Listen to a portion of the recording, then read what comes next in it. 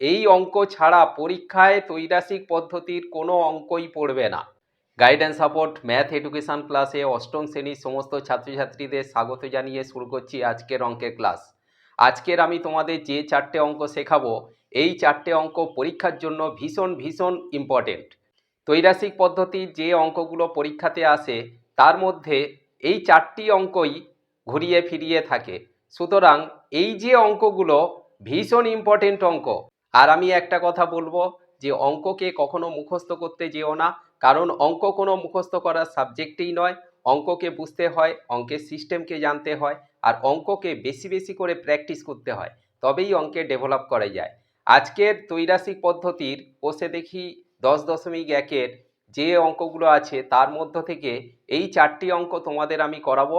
অঙ্কগুলো ভালো করে মন দিয়ে বুঝে নাও, কারণ এই অঙ্ক ছাড়া পরীক্ষায় ত্রৈরাসিক পদ্ধতির কোনো অঙ্কই পড়বে না।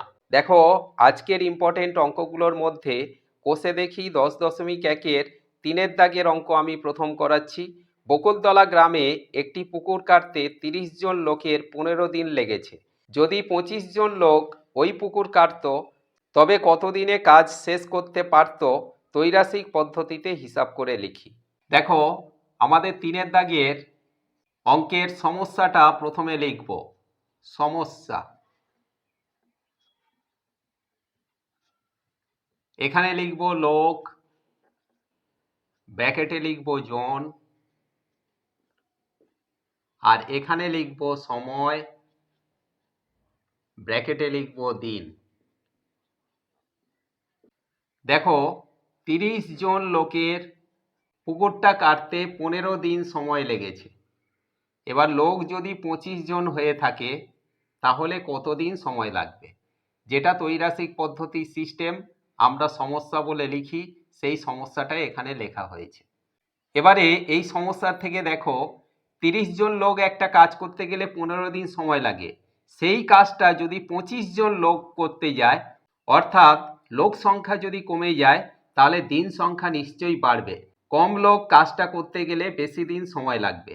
তাহলে এখানে কম, এখানে বেশি। তাহলে যখন একদিকে কম একদিকে বেশি হবে, তখন হবে ব্যস্ত সম্পর্ক। তাহলে লোকের সঙ্গে সময়ের ব্যস্ত সম্পর্ক। তাহলে আমরা লিখতে পারি যে লোক সংখ্যা কমলে, কেন 30 জন থেকে 25 জন হচ্ছে, তাহলে লোক সংখ্যা কমে যাচ্ছে। লোক সংখ্যা কমলে দিন সংখ্যা বাড়বে। সুতরাং লেখা অঙ্ক একটু লিখতে হয়, এটা ব্যস্ত সমানুপাতি।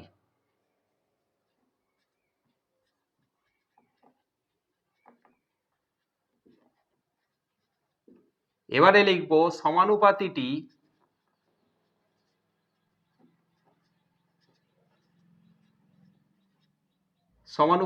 কি না, 30:25। এই যে 30:25 ডবল ইস্টু, সমানুপাত যেহেতু এটা ডবল ইস্টু হবে। এখানে আছে 15, তাহলে এখানে আমরা লিখব দিন সংখ্যা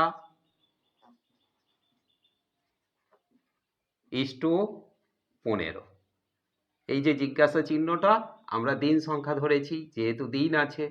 এবার এই দিন সংখ্যা ইস্টু আমরা লিখব 15। এবারে লিখব বা দিয়ে 30:25 মানে 30/25, ডবল ইস্টু মানে সমান। ওপরে লিখব দিন সংখ্যা বাই 15, আবার বা দেব। তাহলে আমরা দেখতে পাচ্ছি এই 25-এর সঙ্গে দিন সংখ্যা গুণ আর 30-এর সঙ্গে 15 গুণ। তাহলে আমরা সরাসরি যদি আমরা দিন সংখ্যাতে চলে যাই, সমান, তাহলে 30-এর সঙ্গে 15 গুণ, 30 গুণ 15 বাই এই 25টা নিচে আসবে। কেন না, 25টা দিন সংখ্যার সঙ্গে গুণ ছিল, শুধু দিন সংখ্যা যখন বের করতে যাব ওই 25টা নিচে এসে গেল। এবার আমরা যদি কাটাকাটি করি, 5 5 25 আর 5 3 15, আবার 5 দিয়ে 30কে কাটলে 5 6 30, তাহলে 6 আর 3 গুণ করলে 3 6 18। তাহলে এইটা হলো উত্তর। আমরা লিখব যে নির্ণেয় দিন সংখ্যা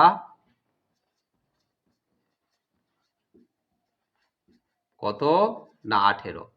অর্থাৎ 30 জন লোক পুকুরটা কাটতে সময় লাগে 15 দিন। যদি 30 জন না এসে 25 জন লোক কাজটা করে, তাহলে সেই পুকুরটা কাটতে 15 দিনের পরিবর্তে 18 দিন সময় লাগবে। ক্লিয়ারলি বুঝতে পারলে? এর পরের অঙ্কটা আমি করাবো 4 দাগের অঙ্ক। কাকিমা ঘন্টায় 40 কিমি বেগে গাড়ি চালিয়ে 5 ঘন্টায় মামার বাড়ি পৌঁছে গেলেন। তিনি যদি ঘন্টায় 50 কিমি বেগে গাড়ি চালাতেন, তবে মামার বাড়ি পৌঁছতে কত সময় লাগতো ত্রৈরাসিক পদ্ধতিতে হিসাব করে লিখি। তাহলে 4 দাগের অঙ্কে আমরা লিখব সমস্যা। ঠিক আগের অঙ্কের পদ্ধতিতে আমরা এখানেও অঙ্কটা করব। এবারে সমস্যার জায়গায় প্রথমে লিখব গতিবেগ,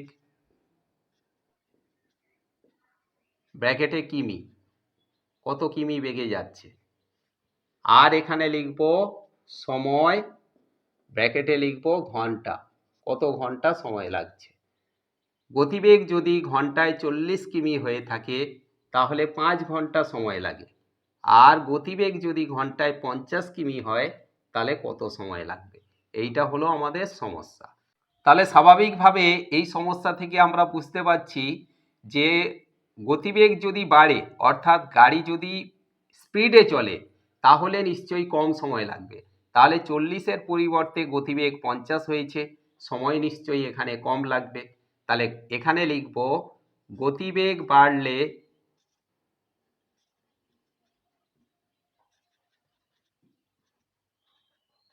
সময় কম লাগে।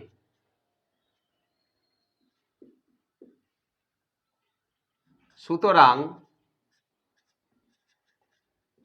এখানে আমাদের কি হলো, গতিবেগ বাড়লো বেশি, এখানে কম। তাহলে একদিকে কম একদিকে বেশি হলে ব্যস্ত সমানুপাতি।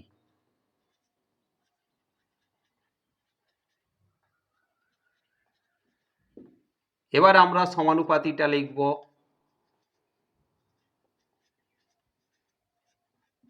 সমানুপাতিটা কি? 40:50, ডবল ইস্টু, যেহেতু সমানুপাতি।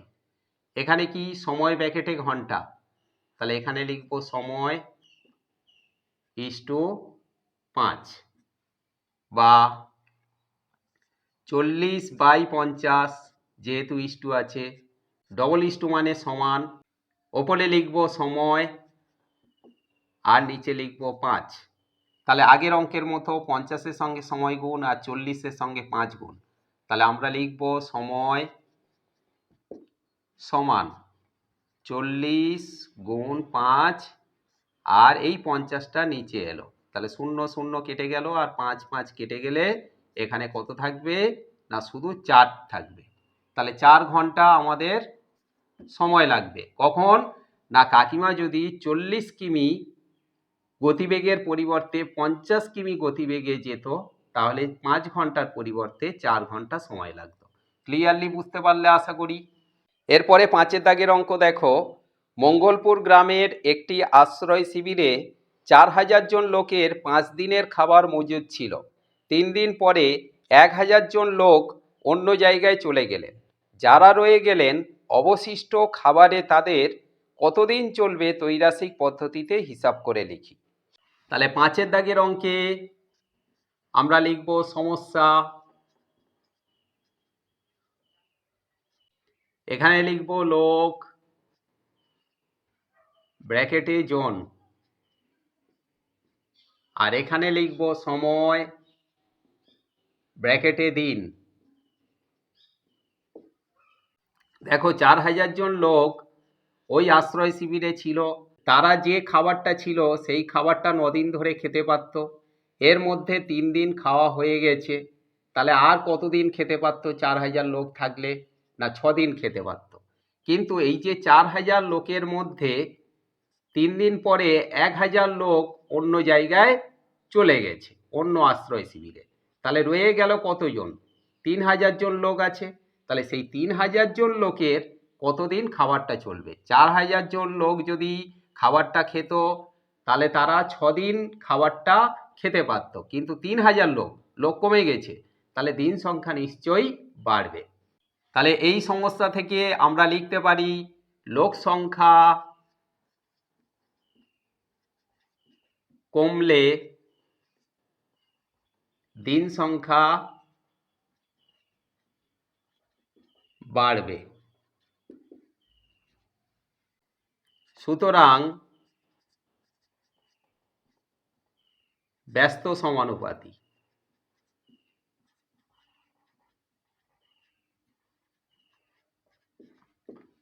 এবার লিখব সমানুপাতিটি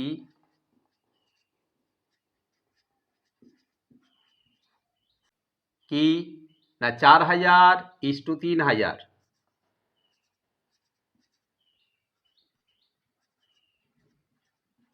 ডবল ইস্টু, যেহেতু ব্যস্ত সমানুপাতি, এখানে আমাদের দিন সংখ্যা ইস্টু 6।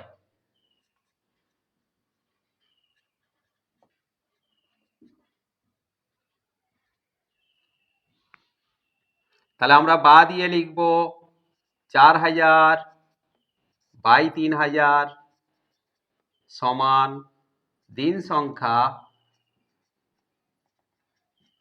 বাই 6। এবারে বা দিয়ে লিখব দিন সংখ্যা সমান 4000-এর সঙ্গে 6 গুণ, আর এই 3000টা নিচে আসবে। 1 2 3টে শূন্য, 1 2 3টে শূন্য কেটে দিলাম। এবারে 3-এর সঙ্গে 6 কাটলে 3 দুগুণে 6, এবার 4 আর 2 গুণ করলে 8, তাহলে 8 দিন।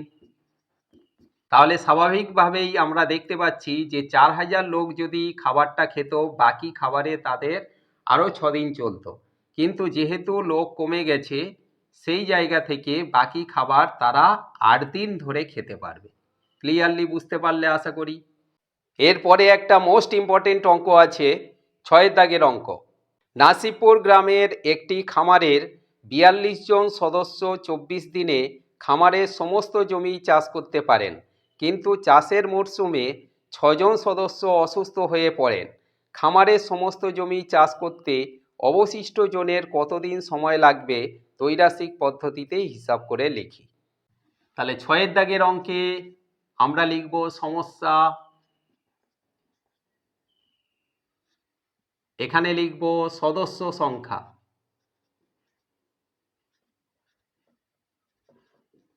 ব্র্যাকেটে লিখব জন, আর এপারে লিখব সময়, ব্র্যাকেটে দিন। সদস্য কতজন? না 42 জন। কাজটা কত দিনে করতে পারে? না 24 দিনে।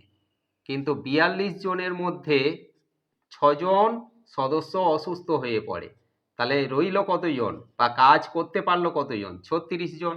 42 থেকে 6 মাইনাস করলে 36 জন। তাহলে সেই 36 দিনের কাজটা করতে কতদিন সময় লাগবে এটা আমাদের ত্রৈরাসিক পদ্ধতিতে হিসাব করে লিখতে হবে।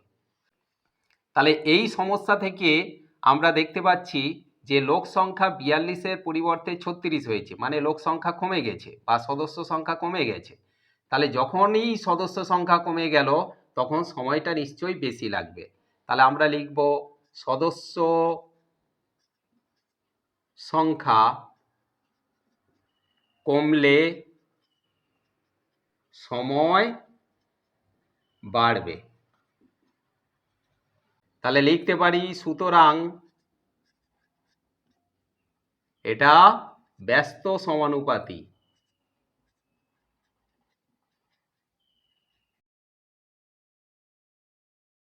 এবারে লিখব সমানুপাতিটি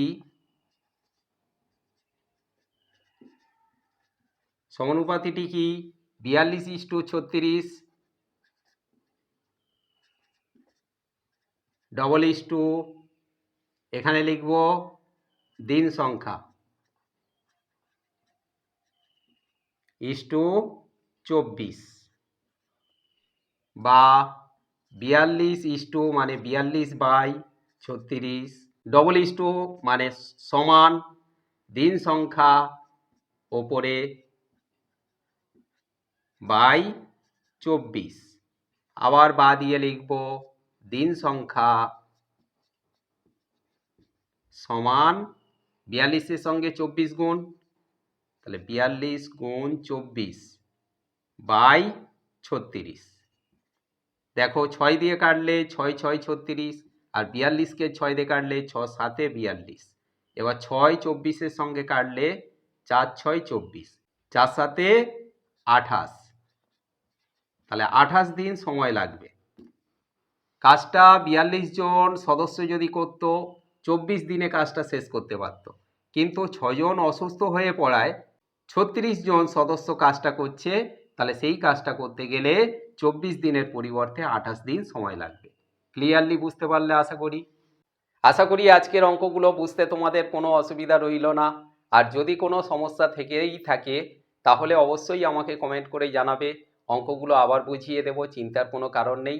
সবাই ভালো থেকো, সুস্থ থেকো, আর এইভাবে ধারাবাহিক অঙ্কের ভিডিও পাওয়ার জন্য অবশ্যই চ্যানেলটাকে সাবস্ক্রাইব করে রেখো।